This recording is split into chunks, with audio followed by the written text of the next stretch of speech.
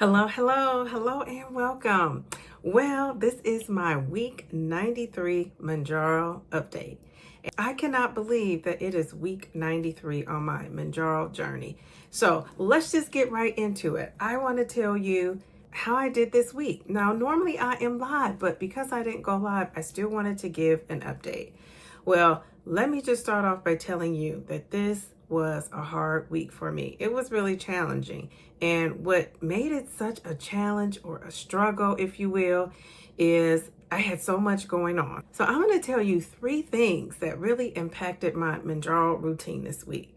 The first thing is, of course, it was Thanksgiving, and I cooked a fabulous Thanksgiving meal. I made dressing or stuffing, whichever you call it. I made mac and cheese. I made deviled eggs. I made greens. I made candy sweet potatoes, which is a favorite of my daughter's. And I actually got a honey baked turkey, and it was actually delicious. It was better than I thought. Normally I get a smoked turkey, but I looked up the amount of sodium and it was over 1,000 per serving. So I said, no way, no way, no way. So I went with the roasted turkey, and the sodium in that was only in the 300. So I thought, okay, I better go with the roasted option. So that just took a lot of my time, energy, and effort. I had so much going on that Wednesday before Thanksgiving, where I'm usually cooking all day, and I start really early in the morning. This past Thanksgiving, the day before, I didn't get started until about 6:37. So, of course, I was up to 3 a.m., which impacted my sleep, and it just snowballed from there. So that was one thing, all things Thanksgiving. My daughter wanted me to make a peach cobbler, so I ended up making a peach cobbler, and we got some ice cream to go with it, and that was the dessert. The good news in all that is I did give most of it to my dad. I sent most of it home with my dad. The second thing that happened was my furnace went out again. I had gotten my furnace fixed. My furnace had broken down. I called my warranty company. They came out. They thought they fixed it, and then they ended up having to come back out a second time. Well, over the Thanksgiving weekend, I noticed my home wasn't getting as warm. I noticed the thermostat wasn't really moving. And you might be saying, well, how come it took you so long to figure that out? Because I was cooking. I was cooking and I was moving around and busy. So my oven was on, which made me hot. And the house was just warmed up from the oven, I believe. So yeah. It's just, geez Louise, I thought something is going on here. I had my heat up on 78, 80, and my thermostat is reading 66. So I thought something was going on. So that just added extra stress that I did not need. That was the second thing, and I'm still dealing with that. So hopefully that will be taken care of sometime soon. And the third thing that I'll share with you that happened was my dad was having issues with getting coverage for Zepbound. This has been a 3-week process of us talking to his doctor, going back and forth with the insurance company, trying to get him covered for Zepbound because he has a severe case of sleep apnea. We're still working on that, but I was just very disappointed that he was denied.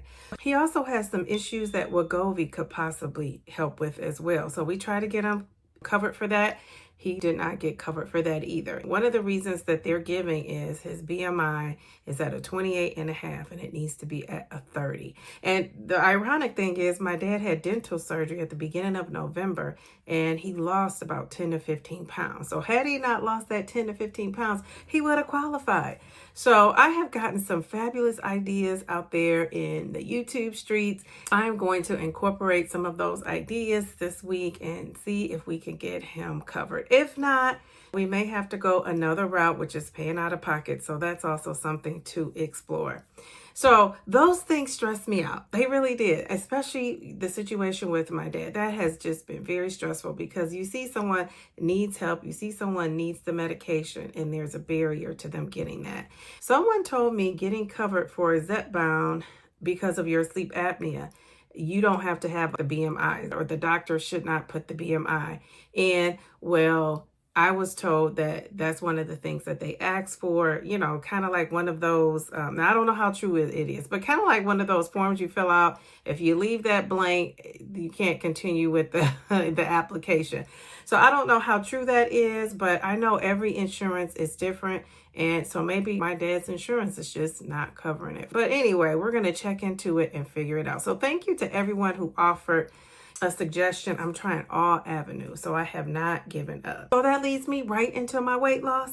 Last week, my last weigh-in, I was at 224 pounds. Exactly. This week, my weight is, drum roll please, I am at 225.8. Yes, 225.8. So that puts me up 1.8 pounds. And you know what? I will take it. And I'm going to tell you two things that I did that contributed to that weight gain. The number one thing was I did not track and pre-track like I normally do. I did it all the way up until Wednesday. Wednesday was that day that I had so much going on, even before I could even start cooking my Thanksgiving dinner, that I just did not go get to it, and it just, carried on from there. So that was one of the things. I always say when I'm not meal prepped or planned ahead or have things in my tracker that I know I'm going to eat, I don't do well. So there's that.